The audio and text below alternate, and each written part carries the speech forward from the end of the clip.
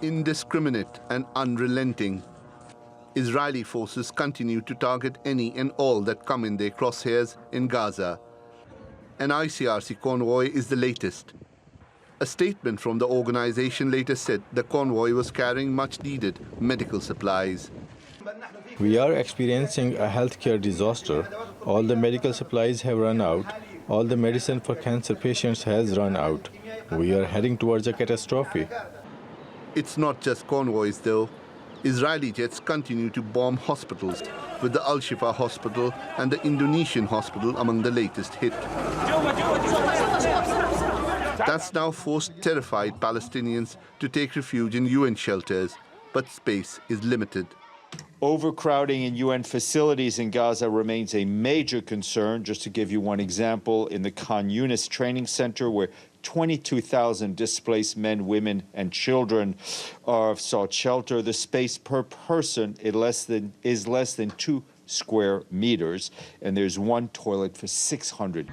Meanwhile, the ground assault into Gaza continues, with tanks and infantry now taking control of large parts of the territory. But it's a battle of attrition, as dozens of Israeli soldiers have died in ambushes carried out by Hamas militants. Israel's Prime Minister Benjamin Netanyahu has ruled out a ceasefire.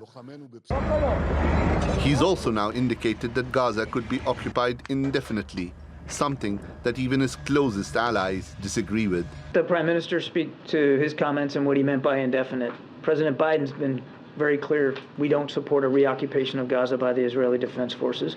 We do think that there needs to be a healthy set of conversations about what post-conflict Gaza looks like and what governance looks like.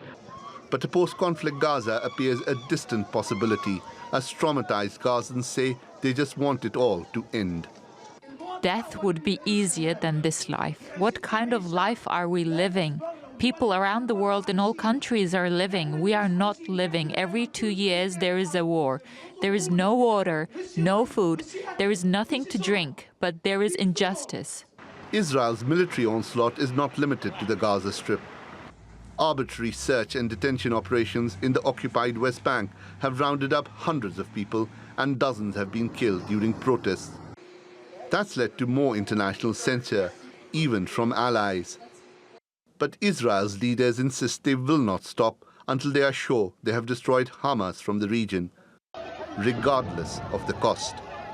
Shoaib Hasan, TRT World.